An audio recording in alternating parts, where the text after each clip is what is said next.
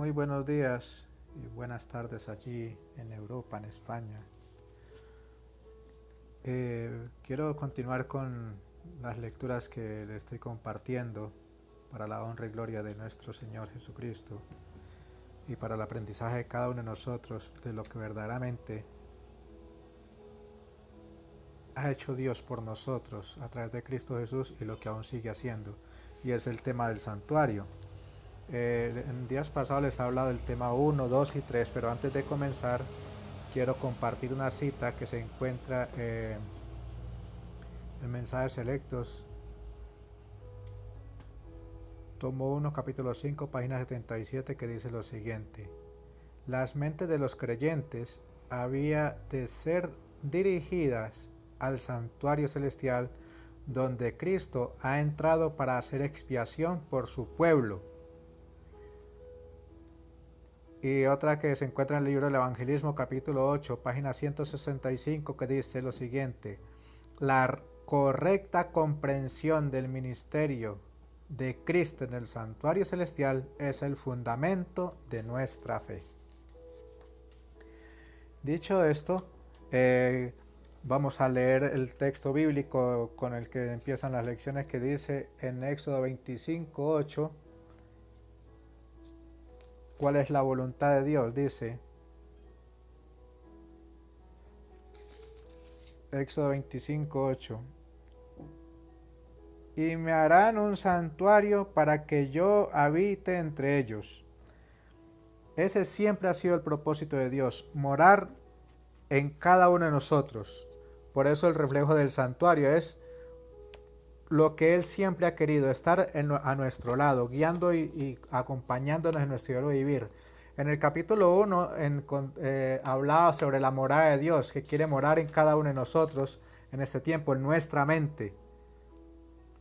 La mente tiene que ser limpiada y purificada para que Dios, a través de su Santo Espíritu, pueda morar en cada uno de nosotros a través de su Santo Espíritu. Y así transformar nuestras vidas a imagen y semejanza suya.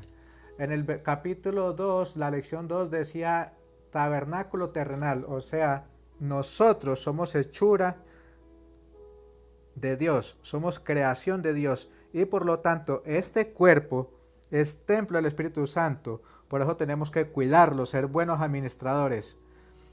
Y eso lo encontramos en el libro de 1 Corintios 3, 16 y 17 y 6, 19 y 20, donde confirma lo que este servidor les está diciendo. En la lección 3 hablamos sobre el mensaje exterior, donde Dios, a través de este santuario, nos refleja la vida perfecta que Él vivió para darnos su justicia.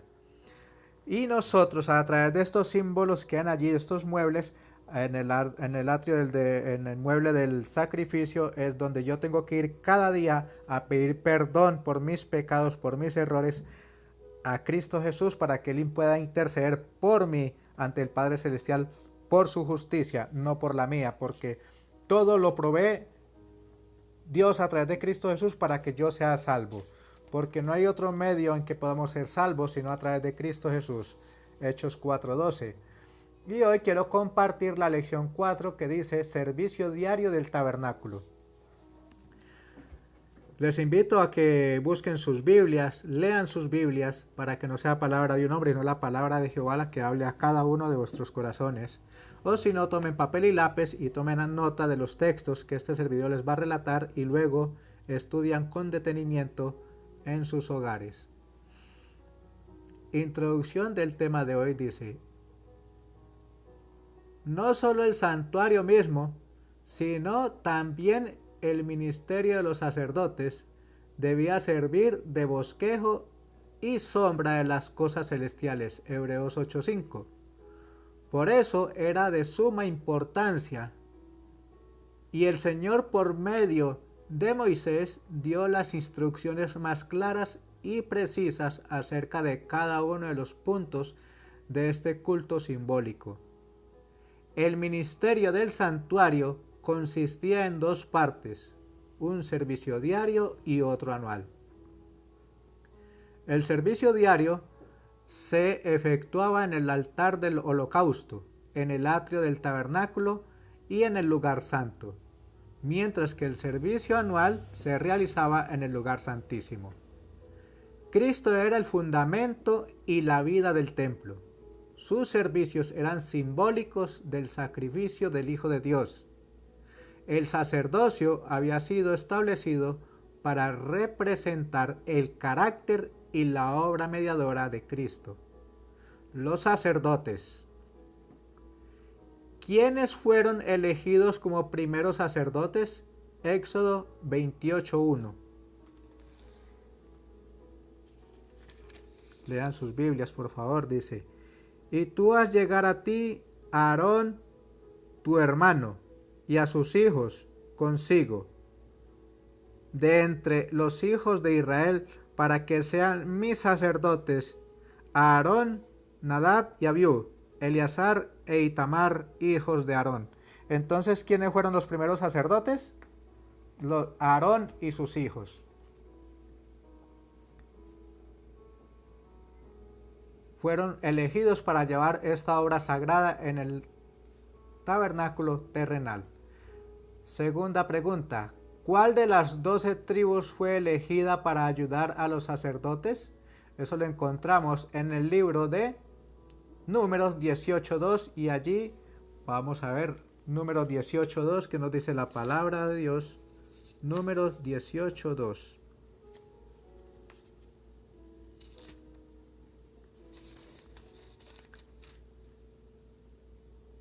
Y a tus hermanos también, la tribu de Leví, la tribu de tu padre, hazlos venir a ti, para que se unan contigo y te servirán, y tú y tus hijos contigo serviréis delante del tabernáculo de la congregación. Entonces, ¿cuál fue la tribu elegida para ayudar a los sacerdotes? La tribu de Leví. Tercera pregunta: ¿cuál era la carga que llevaban los sacerdotes? Número 18:1. Y Jehová dijo a Aarón: tú y tus hijos y la casa de tu padre contigo llevaréis el pecado del santuario, y tú y tus hijos contigo llevaréis el pecado de vuestro sacerdocio. Esto representa la obra que Cristo ha hecho por cada uno de nosotros. Cristo llevó nuestros pecados, por los cuales Él padeció y sufrió la muerte, para hacerse cargo de nuestras iniquidades y así podernos darnos la salvación y la esperanza de vida eterna en su nombre. Punto 4. ¿Cómo estaban vestidos los sacerdotes? Éxodo 28, 2, 4 y 29. Éxodo 28, 2, 4 y 29 dice lo siguiente: y harás vestiduras sagradas a Aarón, tu hermano, para gloria y hermosura. El versículo 4 dice: las vestiduras que harán son estas: el pectoral y el efod y el manto y la túnica labrada, la mirra y el cinturón. Hagan pues las vestiduras sagradas a Aarón, tu hermano, y a sus hijos, para que sean mis sacerdotes. O sea, separados para una orden, para un oficio sagrado. Y el versículo 29 dice lo siguiente: y llevará Aarón los nombres de los hijos de Israel en el pectoral del juicio sobre su corazón, cuando entrare en el santuario, para memoria delante de Jehová continuamente. Eso es lo que está haciendo Cristo Jesús hoy. Cada que nosotros confesamos nuestros pecados y nos rendimos a Él, implorando su bendición y su protección, Él intercede por nosotros ante el Padre Celestial. Por eso, toda la simbología del santuario terrenal es muy importante para comprender y entender qué está haciendo Cristo Jesús hoy por ti y por mí.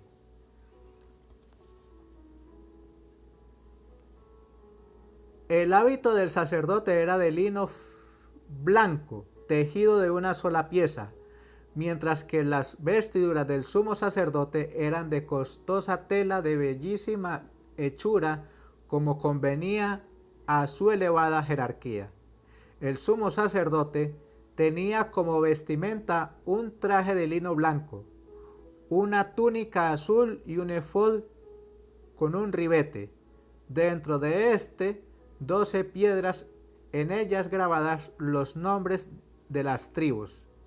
Así también Cristo, el gran sumo sacerdote, al ofrecer su sangre ante el Padre a favor de los pecadores, lleva sobre el corazón el nombre de cada alma arrepentida y creyente. No es solamente arrepentirse, hay que creer y obedecer. Cristo es nuestro sumo sacerdote. Cristo, nuestro sacerdote diario y nuestro sumo sacerdote por siempre.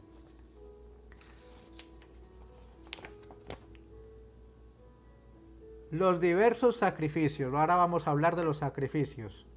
¿Qué sacrificios u ofrendas se presentaban diariamente en el tabernáculo? Esto lo encontramos en el libro de Números 28, 4 al 6. Números 28, 4 al 6. Números 28, 4 al 6. Si no tienen sus Biblias, tomen nota y luego lean esta escritura en sus casas. Dice la escritura lo siguiente: y un cordero ofrecerás por la mañana, y el otro cordero ofrecerás entre las 2 tardes. Y la 10ª parte de un efa de flor de harina, amasada con la 4ª parte de un hin de aceite molido en presente. Es holocausto continuo que fue hecho en el monte de Sinaí en olor grato, ofrenda encendida a Jehová. Siempre debíamos de estar siempre humillados ante el Señor, pidiendo perdón por nuestras faltas, por nuestros errores, por nuestras iniquidades, y así poder Cristo Jesús, como nuestro gran abogado, interceder ante el Padre Celestial por cada uno de nosotros.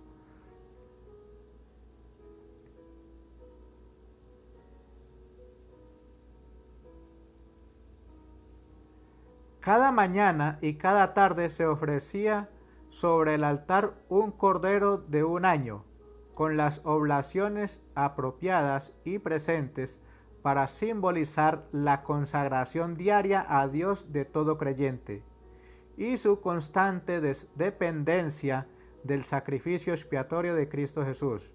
Por eso es importante hoy el culto matutino y vespertino en el altar familiar, para encomendarnos a Dios y salir limpios a nuestras tareas diarias. Muchas veces esto se ha perdido en los hogares de los creyentes hoy en día, de los muchos profesos cristianos, porque nos dejamos llenar de los agobios y el estrés y los afanes de este mundo, y se nos olvida que nuestra dependencia, nuestro deber vivir, tiene que ser totalmente sujeta a la voluntad de Dios, para que Él sea el que guíe nuestros pensamientos, nuestros actos y nuestras palabras en conformidad con su voluntad.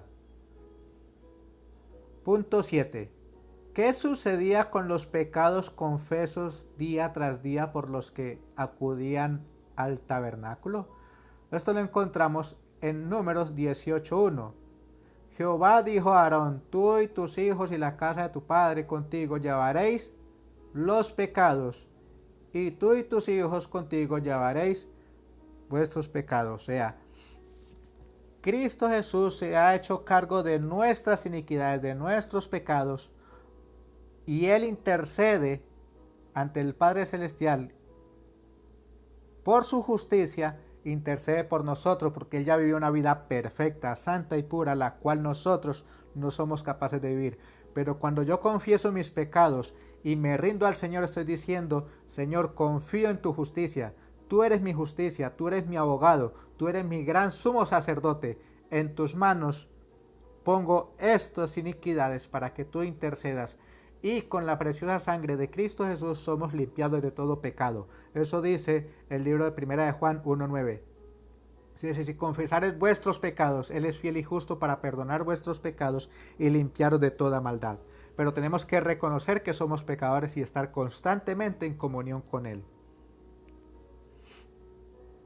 El pecador arrepentido traía su ofrenda a la puerta del tabernáculo y ponía sus manos en la cabeza de la víctima.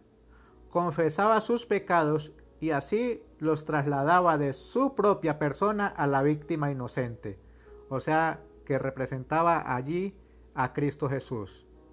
Con su propia mano mataba el animal y el sacerdote llevaba la sangre al lugar santo y lo rociaba ante el velo, detrás del cual estaba el arca que contenía la ley que el pecador había violado.